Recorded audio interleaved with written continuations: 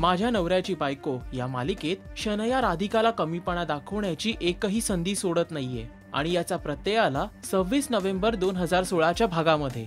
गुरुनाथ जेव्हा ऑफिसमधून घरी येतो त्यावेळी शनया दरवाजा उघडते, मात्र समोरच राधिका उभी असल्यानं गुरुनाथ तिला पाहून घाबरलेला असतो। राधिकाला मनोमन वाटत असतं की गुरुनाथने आपल्या सोबत बोलावं।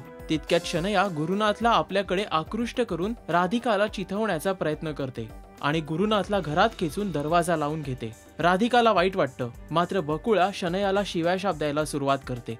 शनयाने गुरुनाथसाठी सरप्राईज रोमॅन्टिक डिनर प्लॅन केलेलं असतं।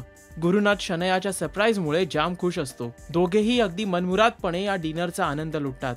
तर दुसरीकडे राधिकाचं कोणत्याही कामात आणि जेवणाकडेही लक्ष नसतं। ती प्रचंड व्याकुळ असते। त्यावेळी नाना नानी तिला धीर देतात। समिधा पंकजला सांगते की नाना नानींनी राधिकाला आपल्या घरात घेतल्याचं मला अजिबात पटलेलं नाही। या मुद्द्यांवरून दोघांमध्ये खटके उडतात। राधिका निश्चय करते की शनयाने आजपर्यंत जी काही माझी नाचक्की केलीये यासाठी मी तिला शिक्षा देणारच आणि पुन्हा गुरुनाथच्या मनातील माझं स्थान बळकट करणार। राधिकाने चंग बांधलाय की शनयाला धडा शिकवायचा, तर शनया गुरुनाथ सोबत रोमॅन्टिक मोमेंट स्पेंड करते। पण तिला कुठे ठाऊक आहे की ही तिच्या उलट्या गिनतीची सुरुवात आहे आणि हा प्लॅन राधिकाने आखलाय।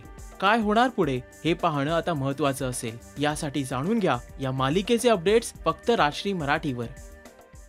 Hi, this is Sunila Karambelkar and please subscribe to Rajshri Marathi.